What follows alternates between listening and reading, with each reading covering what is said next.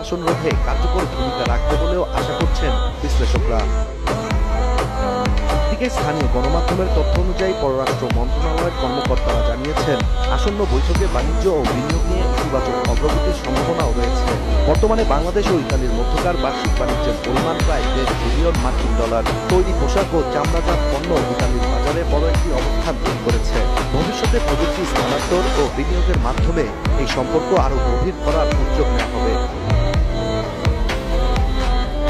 এছাড়া নিরাপত্তা ও প্রতিরক্ষা সহযোগিতা নিয়েও আলোচনার সম্ভাবনা রয়েছে।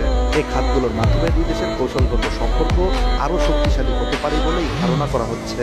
ইতালির প্রধানমন্ত্রী জর্জিয়া মেলোনির আসন্ন বাংলাদেশ সফর পশ্চিমা দেশগুলোর মধ্যে বর্তমান অন্তর্বর্তী সরকারের আমলে প্রথম শীর্ষ পর্যায়ের সফর। সর্বশেষ 1998 সালে ইতালির তৎকালীন প্রধানমন্ত্রী রোমানো প্রদি ঢাকার সফর করেছিলেন। এবার দীর্ঘ 26 বছর পর ইতালির কোনো প্রধানমন্ত্রীর এই সফরকে ঐতিহাসিক হিসেবেই দেখছেন কূটনৈতিক বিশ্লেষকরা।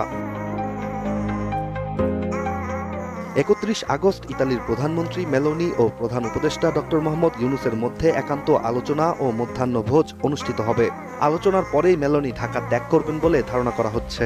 আর এই সফরকে ঘিরে দুই দেশের দ্বিপক্ষীয় সম্পর্কে নতুন এক মাত্রা যোগ হবে বলেই প্রত্যাশা করছে পররাষ্ট্র মন্ত্রণালয়।